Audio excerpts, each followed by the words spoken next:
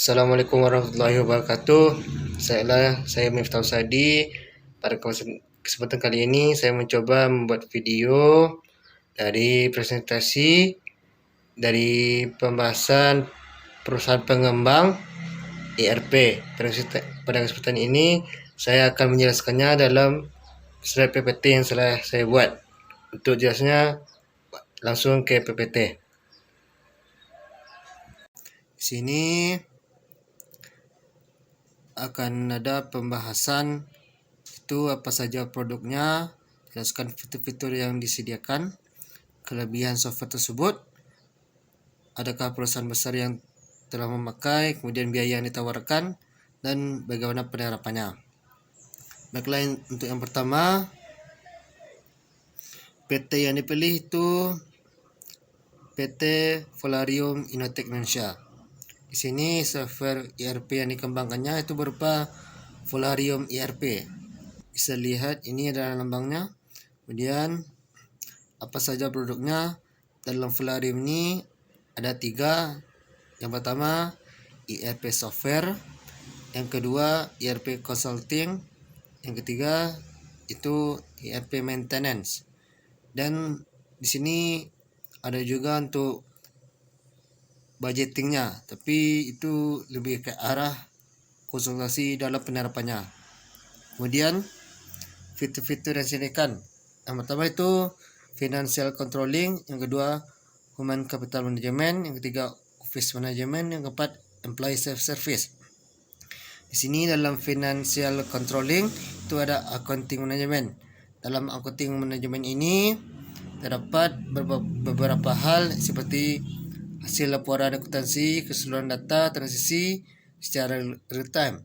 Yang kedua, tersedia laporan neraca saldo, rugi atau laba, big book atau buku besar, atau arus kas. Kemudian dalam accounting ini tersedia kelola pengeluaran perusahaan dengan menggunakan e-approval yang dirancang untuk atasan. Kemudian dalam accounting ini ada alat untuk memvalidasi entry data. Kemudian yang B-nya itu financial analytic. Sini tersedia metode pelacakan dengan transaksi data referensi. Kemudian ada analisa keuangan dengan proyeksi arus kas. Yang tiganya ada analisa rasio dengan current, cash, debt atau profit margin atau yang lainnya. Yang tiga dalam finance controlling ini ada hutang piutang. Di sini ada hutang piutang, ada lacak dana, ada penerapan pembayaran faktur. Yang terakhirnya ada transaksi terintegrasi secara otomatis. Dalam finance dan controlling ini yang terakhirnya ada jurnal otomatis.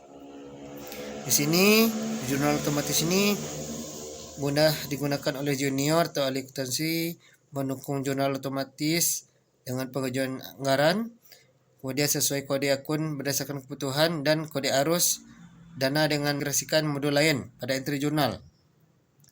Yang keduanya ada human capital management. Human capital management ini terdiri database, review pengajuan atau payroll management, dan analytic and reminder. Di sini dalam database personal dan kontrak kerja, sini ada tersedia informasi secara rinci terkait karyawan, perhitungan otomatis BPJS atau PHP atau gross up, ada terintegrasi dengan portal employee self service bagi rekam jejak kontrak kerja, dan tersedia pengat kontrak yang berhabis.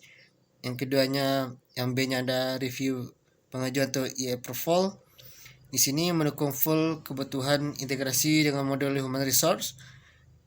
Kemudian ada mendukung otorisasi approve via divisi, dan tersedia notifikasi bagi pengguna yang mengajukan. Dalam human capital yang C-nya ada payroll management. Payroll management ini perhitungan otomatis PPh 21, BPJS atau pinjaman dan lembur. Kemudian lebih mudah melakukan pengajuan, terintegrasi dengan modul finance, accounting serta jurnal otomatis, dan mendeteksi kontrak karyawan terduplikasi. Yang terakhirnya dalam human capital ini ada analytic and reminder. Di sini tersedia analisa statistik usia, pendidikan, kampus, kemahiran, posisi dan lainnya. Kemudian tersedia notifikasi kontrak kerja karyawan yang habis, ulang tahun karyawan serta kehadiran harian secara real time. Yang terakhirnya ada lebih mudah perkembangan serta data informasi karyawan. Yang ketiga itu ada office management. Dalam office management ini ada manajemen aset dan review pengajuan atau e-approval. Di sini dalam manajemen aset lebih mudah melakukan inventaris, pelacakan persediaan perlengkapan secara real time, terdapat integrasi dengan fasilitas untuk karyawan. Selain itu ada dokumen dengan riwayat asuransi aset. Dalam e-approvalnya, e-approval pengadaan barang yang dapat terintegrasi langsung dengan inventaris sehingga meminimalisir duplikasi terdata. Kemudian approval pemakaian kendaraan terintegrasi dengan drive internal. Kemudian approval penyiapan aset dan seluruh status pengajuan telah diproses notifikasi ke pengajuan. Yang keempatnya ada employee self-service. Dalam employee self-service ini terbagi dalam fasilitas personal dan presensi kehadiran. Dalam fasilitas personal ni dilengkapi dengan riwayat kontak kerja, payroll, surat peringatan, pelatihan, kehadiran, rekam medis dan lainnya. Yang keduanya, karyawan dapat mengajukan izin cuti, pinjaman karyawan, penguatan serta pengunduran diri. Yang terakhirnya, seluruh data riwayat dan pengajuan terintegrasi secara real time dengan modul personal lainnya.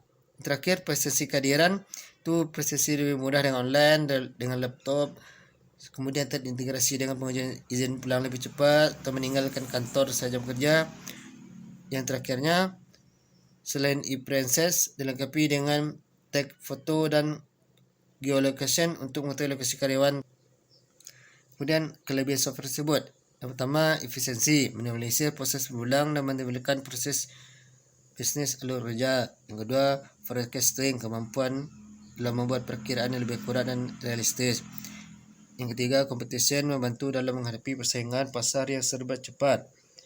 Yang keempat, kolaborasi, mendorong kolaborasi antara departemen dalam mempercepat proses. Yang kelima, scalability, mendukung pertumbuhan perusahaan dalam memfasilitas tingkat kebutuhan. Yang keenam, cost saving. Cost saving sini mengurangi kebanyakan biaya administrasi dan personal secara signifikan. Yang ketujuh, streamline proses, peningkatan efisiensi produktivitas. Yang delapan, mobility, kemudahan. Yang kesembilan, reporting, menghambat waktu dalam pelaporan. Yang sepuluh, productivity, memberikan kemudahan dalam mengotomasi pekerjaan. 11, regulatory, memantau perubahan kepatuhan dalam menjalankan peraturan. Yang ke-12, flexibility atau kemampuan beradaptasi dengan kebutuhan bisnis yang selalu berubah. Adakah perusahaan besar yang telah pakai? Di sini ada AHM, Astra Motor Honda, ada Multi Pibeta, ada PT Wika Bangun Gedung, ada AFO, Istira atau BJB. Kemudian biaya yang ditawarkannya. Biaya yang ditawarkan tersebut di sini ada dari limit access, ada premium access atau basic. Kemudian ada basic subscription, ada implementasi dan initial adjustment. Di sini ada dari 150, 1,5, 30 juta, 320, 35 juta plus 35 juta atau plus 100 juta per company-nya. Terakhir bagaimana cara penerapannya? Di sini tidak dijelaskan secara rinci, tetapi dalam penerapannya di sini akan terlebih dahulu ke masalah konsultasi. Ada bidang konsultasi dan ada bidang budgetnya dalam penerapan tersebut. Jadi untuk penerapannya langsung mengkontak langsung kepada pihak yang terkait. Sekian presentasi dari saya. Terlebih kurang saya mohon maaf. Wabillahi taufiq wal hidayah. Assalamualaikum warahmatullahi wabarakatuh.